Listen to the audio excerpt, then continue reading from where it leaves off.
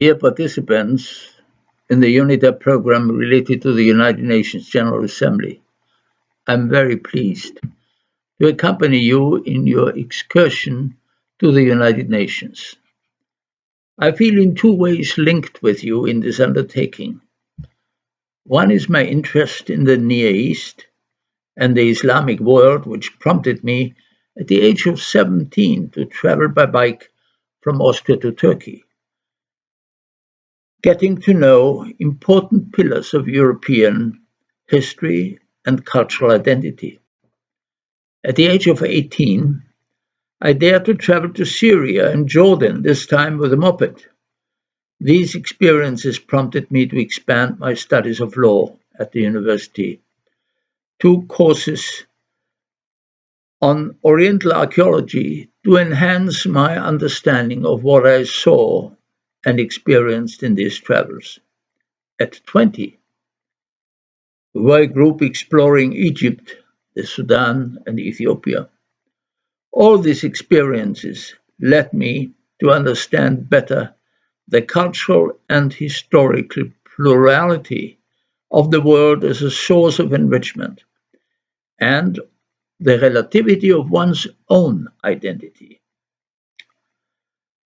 The United Nations were for me the key answer to the horrors of the Second World War, of nationalism and racism.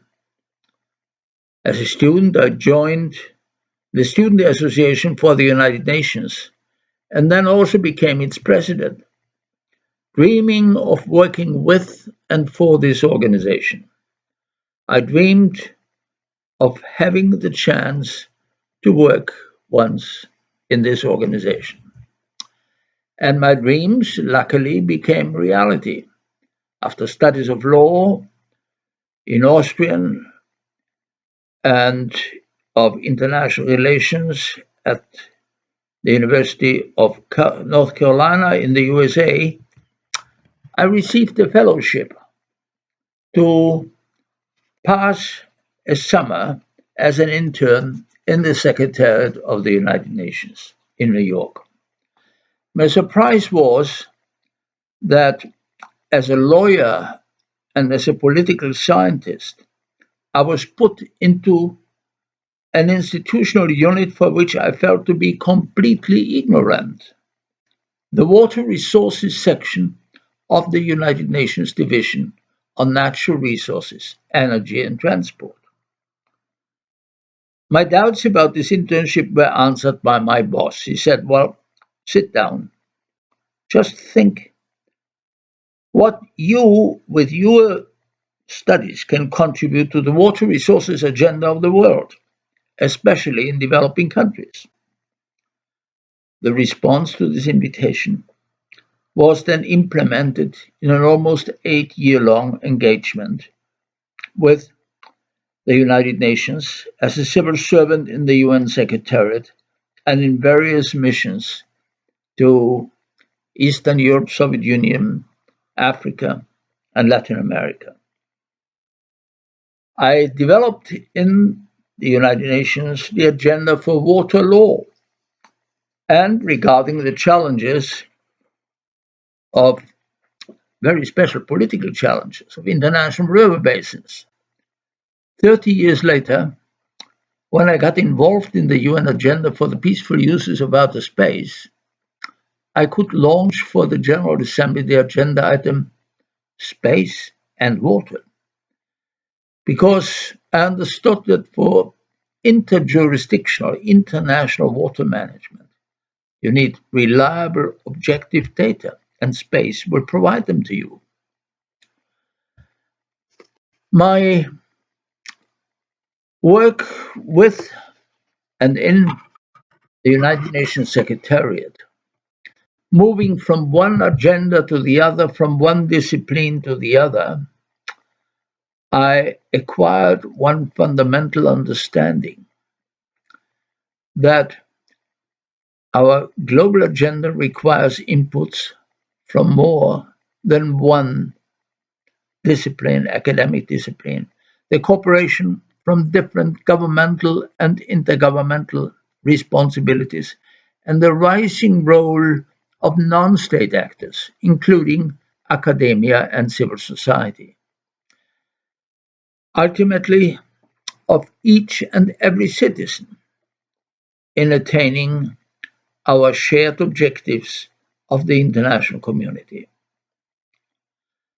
The international community started to recognize the value of pluridisciplinary, plurisectoral, and pluri-institutional understanding. I still have no expert knowledge of outer space, but when I represented Austria in the United Nations Committee for the Peaceful Uses of Outer Space, I could link my learning models of water and of space technology. And I could also trigger then agreements in international relations marked by new patterns of reciprocity in a situation which in general has no reciprocity. You're either upstream country or downstream country with two different roles and two very different interests. I do mention all this as of pertinence to your addressing the role and value of the United Nations General Assembly, because my multidimensional life has led me to the conclusion that the key agenda of the 21st century has only three letters in English, two in French, and only one in Spanish, and E and E. It is very important to keep in mind that none of our current challenges can be addressed in isolation, but only one institution from the perspective of only one academic discipline. Take some examples. Look at the agenda. It already has that "and" in it. Climate change and human security, societal development and peace, culture and economic progress, etc. It therefore seems to be indicated that we analyze the General Assembly's policy options to be articulated in resolutions, declarations, and decisions from the rising need of interinstitutional, interdisciplinary, and of course, international cooperation and integration. To this, we have to add the need to recognize the rising importance of citizen engagement in the implementation of international policies and programs. In fact, the General Assembly has become a platform for global political processes, marked by the same process phases that we have at local and national level: issue identification, issue articulation, and then the aggregation of support in the voting process and in the implementation of the adopted solutions. We are thus slowly moving from traditional multilateral diplomacy to global political processes.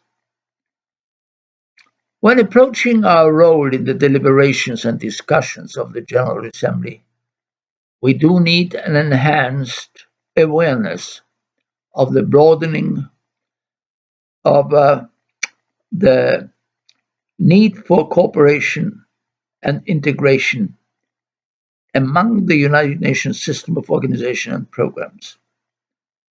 This will require ever more plurisectoral policy guidelines formulated by the General Assembly.